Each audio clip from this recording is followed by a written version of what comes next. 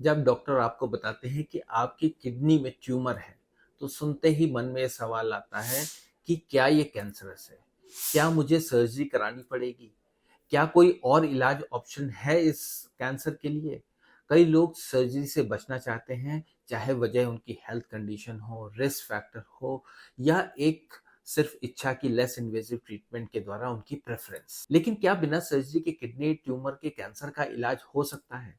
आज हम इस वीडियो में किडनी ट्यूमर की बिना सर्जरी वाले ट्रीटमेंट ऑप्शंस के बारे में डिटेल में डिस्कस करेंगे और हम ये देखेंगे कि कौन से पेशेंट सुटेबल कैंडिडेट्स हैं इन मिनिमली इन्वेजिव ट्रीटमेंट्स के लिए। ये वीडियो आपके लिए बहुत इंपॉर्टेंट हो सकती है, तो पूरा जरूर देखिए। नमस्कार दोस्तों, मैं डॉक्टर अरुण गुप्ता हूँ और मैं एक इंटरवेंशन रेडियोलॉजिस्ट हूँ और मेरे चैनल पे मिलेगी आपको मेडिकल इंफॉर्मेशन जो आपके और आपकी फैमिली के हेल्थ डिसीजन को डेफिनेटली बेहतर बना सकता है। Minimally invasive treatment. आज हम किडनी ट्यूमर्स के नॉन सर्जिकल ट्रीटमेंट ऑप्शंस पे फोकस करेंगे। ये ऑप्शंस उन लोगों के लिए बहुत जरूरी है जो सर्जरी नहीं करवाना चाहते या जिन्हें डॉक्टर्स ने सर्जरी के लिए मना कर दिया है। तो चलिए अब समझते हैं कि और डिटेल में कि कैंसर ट्रीटमेंट किडनी का बिना सर्जरी के द्वारा कैसा होता है। देखिए, सर्जरी अवॉइड करने की जरूरत क्यों पड़ती है या डॉक्टर्स क्यों मना कर देते हैं? कई लोग किडनी ट्यूमर के केस में सर्जरी अवॉइड इसलिए हो जाती है क्योंकि इसके कॉमन रीजन से सबसे पहला हेल्थ कंडीशन। अगर पेशेंट की हेल्थ कंडीशन अच्छी नहीं है, कोमॉर्बिडिटीज है, diabetes, blood pressure, clotting disorder जो सर्जरी को रिस्की बना सकता है, तो डॉक्टर्स सर्जरी के लिए मना कर देते हैं। नंबर 2, कॉम्प्लिकेशंस या रिस्क। सर्जरी के बाद इंफेक्शन, ब्लीडिंग या किडनी फेल्योर के हाई रिस्क हैं, तो फिर डेफिनेटली डॉक्टर्स मना कर देते हैं। नंबर 3, किडनी की साइज, उसके लोकेशन।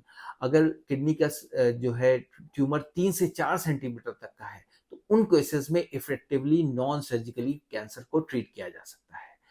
देखिए, सर्जरी का मतलब है कि या तो सिर्फ ट्यूमर को किडनी के छोटे पार्ट को, जिसको पार्शियल नेफ्रेक्टमी किया कहा जाता है, या कभी कभी बड़े ट्यूमर्स में कंप्लीट, जिसको रेडिकल नेफ्रेक्टमी कहा जाता है, पूरी किडनी को निकाल देना।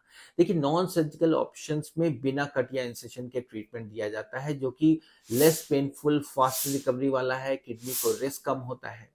तो देखिए, अब हम बात करेंगे कौन से ये कैंडिडेट्स हैं, कौन से पेशेंट्स हैं, क्या ऑप्शंस है। तो सबसे पहले और इम्पॉर्टेंट है एब्लेशन थेरेपी, जिसमें बेसिकली ट्यूमर को फ्रीज करके या किडनी को हीट या ट्यूमर को हीट करके मिनिमली इन्वेजिव टीप से छोटे किडनी ट्यूमर्स के लिए ये बहुत ही इफेक्टिव तरीका है।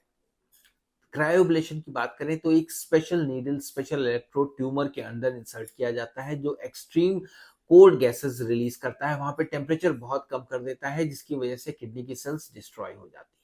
Number 2, radio frequency ablation. इसमें हाई एनर्जी रेडियो वेव्स का यूज किया जाता है, जो ट्यूमर सेल्स को हीट करके उनको कंप्लीटली डिस्ट्रॉय कर देती है, जिससे पूरा ट्यूमर खत्म हो जाता है। एब्लेशन थेरेपी उन्हीं लोगों के लिए सुटेबल होती है जिनका ट्यूमर छोटा होना चाहिए, किडनी के अंदर लोकलाइज्ड होना चाहिए, 3 सेंटीमीटर 4 सेंटीमीटर तक के tumour. Number 2, non surgical option है रेडिएशन थेरेपी, जिसको बेसिकली एसबीआरटी कहते हैं।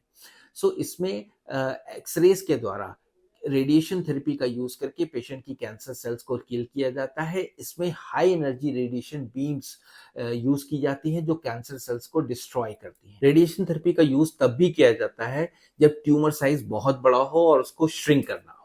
देखिए, रेडिएशन थेरेपी का एडवांटेज ये होता है कि इसमें हमारी किडनी प्रिजर्व रह सकती है, लेकिन साइड इफेक्ट ये हो सकता है कि इसके साथ साथ कुछ हेल्दी सेल्स भी डैमेज हो, बट ये एक इफेक्टिव ट्रीटमेंट है। नंबर 3, टारगेट थेरेपी, जिसमें कैंसर सेल्स की ग्रोथ को रोका जाता है टारगेट थेरेपी द्वारा। टारगेट मेडिसिन, जो बेसिकली सोराफिनेब या सनाइट्रेब टाइप की दवाएं होती हैं, उसके द्वारा कैंसर सेल्स को किल किया जाता है।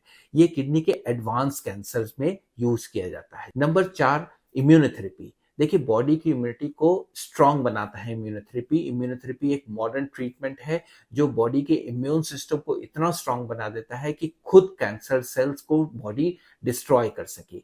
ये एडवांस स्टेज कैंसर में काम आती है, या फिर अगर टारगेट थेरेपी काम ना कर रही हो। इम्यूनोथेरेपी मेडिसिन उनको दी जाती हैं जिसमें कैंसर फैला हुआ हो।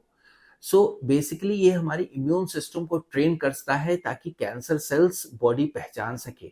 लेकिन इम्यूनोथेरेपी पेशेंट्स, ऐसा नहीं है कि 100% पेशेंट में काम करती है, 40 to 50% केसेस में इफेक्टिव होती है और इसके रिजल्ट्स भी पेशेंट की ओवरऑल हेल्थ पे डिपेंड करते हैं। सो कंक्लूजन क्या निकला? आज हमने देखा कि किडनी के ट्यूमर्स का बिना सर्जरी वाले ट्रीटमेंट क्या क्या है। एब्लेशन थेरेपी में कौन से पेशेंट्स होने चाहिए? 3 सेंटीमीटर से कम, 3 से 4 सेंटीमीटर से छोटे ट्यूमर होने चाहिए, किडनी के बाहर नहीं गए हुए हो, फैले हुए ट्यूमर ना हो। उन केसेस में क्रायो एब्लेशन और रेडियोफ्रीक्वेंसी एब्लेशन एक बहुत ही इफेक्टिव ट्रीटमेंट है। Active surveillance elderly age group में, जिसमें ट्यूमर बहुत छोटा है और कोई इमीडिएट डेंजर की हमको गुंजाइश नहीं लग रही है। सो कौन सा ट्रीटमेंट आपके लिए बेस्ट है, ये आपकी डॉक्टर ही एडवाइस कर सकता है, आपकी हेल्थ कंडीशन, आपके ट्यूमर के स्टेज पे को देखते हुए। अगर ये इन्फॉर्मेशन आपको अच्छी लगी हो तो ज़रूर ये वीडियो शेयर ज़रूर कीजिएगा ताकि ये इंपॉर्टेंट इन्फॉर्मेशन लोगों तक पहुंच सके।